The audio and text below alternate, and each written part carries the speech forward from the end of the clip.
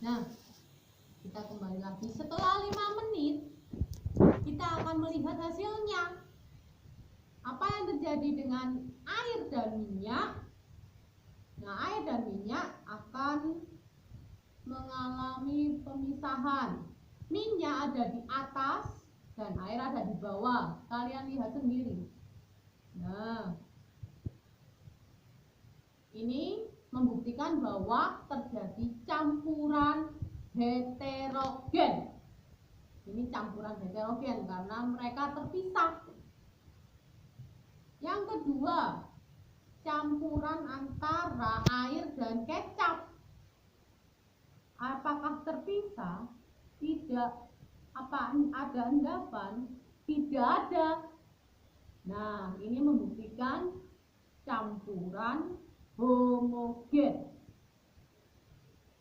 Nah, yang ketiga, ada campuran air dan garam. Air dan garam kita lihat, apakah terpisah? Tidak. Apa ada endapan? Tidak ada. Ya, kita lihat ada endapan, tidak ada. Berarti ini membuktikan campuran homogen.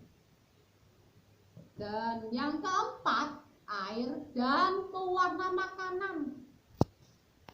Tidak terpisah dan tidak ada endapan. Ini membuktikan juga campuran homogen. Dan yang terakhir, kita lihat air dan tepung tapioka. Terpisah, ya ada endapan. Kita lihat itu ada endapannya. Nah, ada endapan.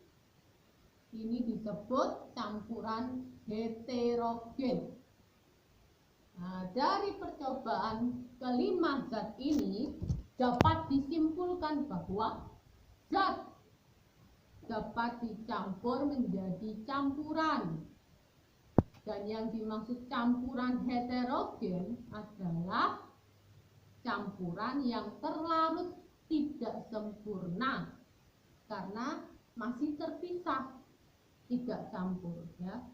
Kemudian campuran homogen, kita lihat ini membuktikan bahwa campuran homogen terlarut sempurna, maka zatnya tidak bisa dipisahkan atau sudah larut sempurna, tidak bisa dibedakan mana air mana garam.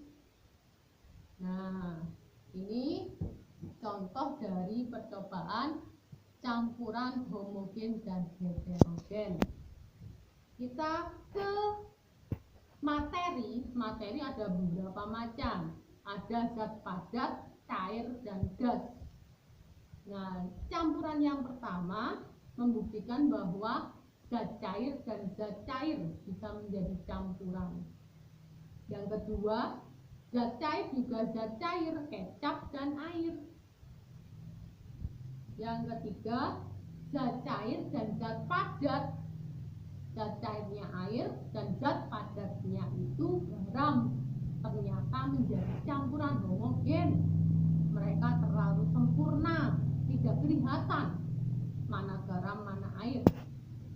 Yang keempat, zat cair dan zat cair menjadi zat campuran. Dan yang terakhir, zat cair dan zat padat. Tepung tapioka, zat padat, dan air, zat cair. Nah, mereka bisa menjadi campuran heterogen. Nah, semua benda kita bisa mencampurnya, namun campuran itu beda, ada heterogen dan homogen. Oke, sebentar lagi Bu Mika akan terangkan tentang materi. Itu ada peta pikirannya. Kita lihat sebentar lagi ya.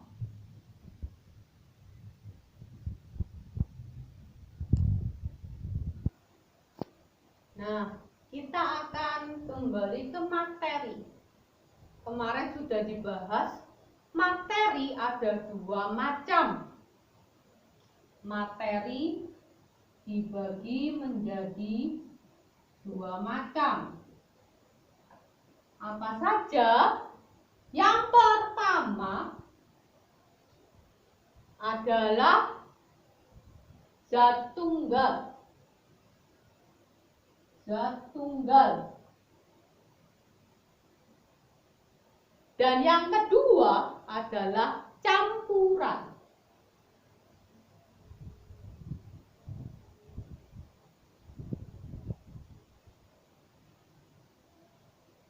Nah, campuran dibedakan menjadi dua seperti yang tadi kita lakukan, yaitu campuran homogen dan campuran heterogen.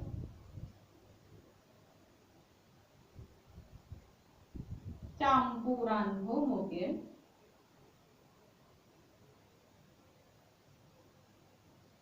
dan campuran heterogen. Apa saja tadi contohnya? Kita contohnya satu saja, nggak usah banyak-banyak, dibaca sendiri nanti. Contoh homogen, air, garam. Air, garam. Yang kedua, tadi heterogen, yaitu air, tepung tapioka.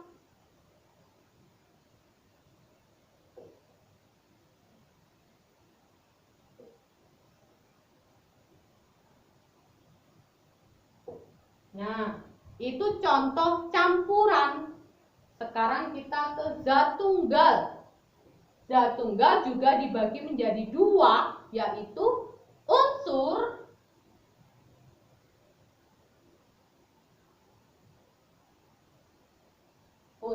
dan senyawa.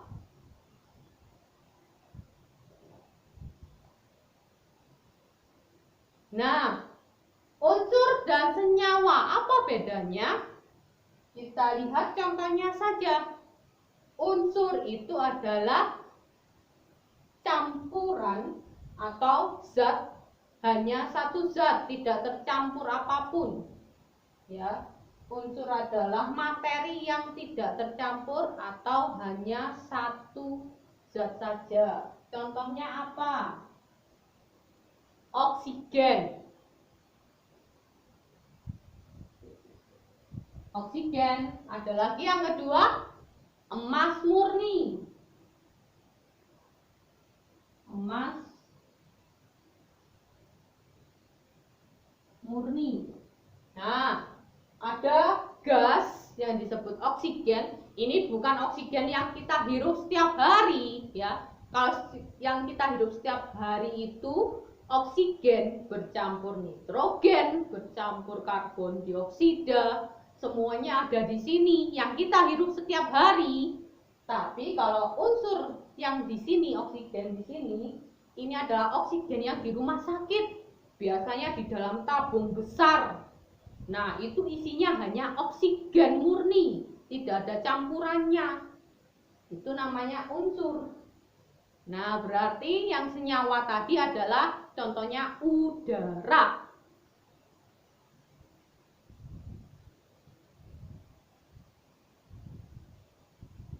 Nah, contohnya udara, karena udara di sekitar kita itu tercampur. Zatnya macam-macam, seperti dikatakan Bu Mika tadi. Contoh yang kedua apa? Air.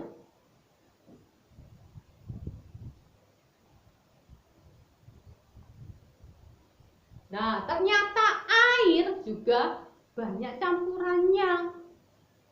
Kita lihat sepertinya bening tidak ada campurannya. Ternyata ada campurannya. Di dalam air ada oksigen.